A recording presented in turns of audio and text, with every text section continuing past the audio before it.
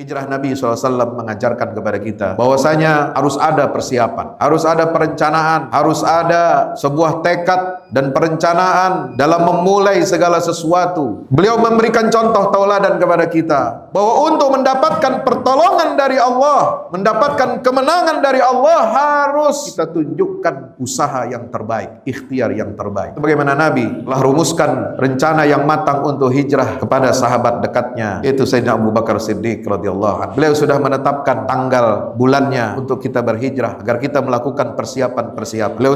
Beliau tunjuk Abu Bakar Siddiq sebagai teman perjalanan. Beliau siapkan seorang pemuda bernama Ali bin Abi Thalib untuk menyamar. Dia memakai pakaiannya Nabi SAW dan tidur di atas kasurnya Rasulullah SAW. Dia siapkan keluarga Abu Bakar Siddiq. Putra Abu Bakar ditugaskan untuk menjadi informan, menyampaikan kabar-kabar dari para pemuka Quraisy, bagaimana cara dan tipu muslihat mereka untuk menghalangi Rasulullah dan Abu Bakar berhijrah. Asma binti Abi Bakar dan Aisyah yang ketika itu masih sangat belia ditugaskan oleh ayah mereka untuk menyiapkan makanan. Amir bin Fuhairah, pelayan Abu Bakar, dipersiapkan untuk membawa seekor kambing, memeras air susunya dan menghapus jejak keduanya. Lalu kemudian Abdullah ibnu Uraiqid, seorang musyrik, disewa oleh Abu Bakar Siddiq, dibayar jasanya, tenaganya, untuk apa? Jadi guide dalam perjalanan rute yang berbeda dari perjalanan biasa kafilah dari Makkah ke negeri Syam. Semua direncanakan. Maka kemudian Allah Subhanahu wa taala berikan pertolongannya. Setelah sempurna perencanaan itu, matang rencana itu, maka Nabi SAW bertawakal kepada Allah, lalu datanglah pertolongan Allah Subhanahu wa taala melindungi beliau di dalam Gua Thur. Selama tiga malam beliau berada di sana. Padahal kaum musyrikin itu sudah sampai ke mulut gua itu, tinggal menengok lihat ke bawah pasti akan kelihatan dan tertangkap. Tapi Allah Subhanahu wa taala berikan pertolongannya sebagaimana yang kita tahu dalam kisah hijrah Nabi SAW.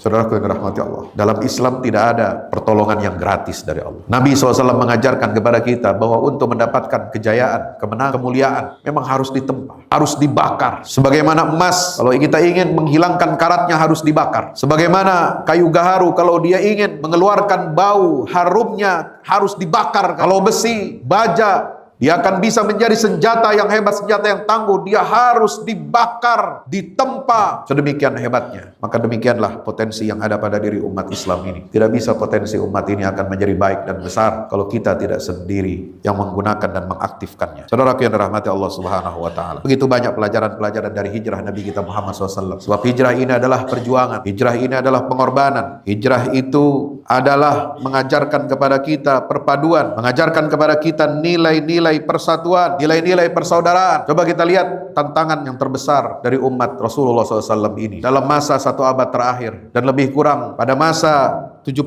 tahun terakhir. Umat ini terombang-ambing, umat ini diberikan stigma yang sangat buruk, stigma yang sangat primitif, seolah umat ini baru lahir kemarin sore, seolah umat Islam ini mengajarkan radikalisme, ekstremisme, dan terorisme, seolah umat ini dilahirkan, diciptakan oleh Allah Subhanahu wa taala untuk menjadi masalah yang menghancurkan peradaban dunia. Dunia lupa peradaban Islam ini telah memimpin dunia yang begitu hebat ini selama 1000 tahun lamanya dan mengajarkan nilai-nilai persatuan, nilai-nilai toleransi, nilai-nilai peradaban, nilai-nilai kemajuan, ilmu pengetahuan ke seluruh penjuru dunia. Dan yang menyebabkan kita terpuruk hari ini adalah karena kita lengah dan lalai untuk menjaga nilai persatuan yang telah diajarkan oleh Allah dan Rasulnya SAW.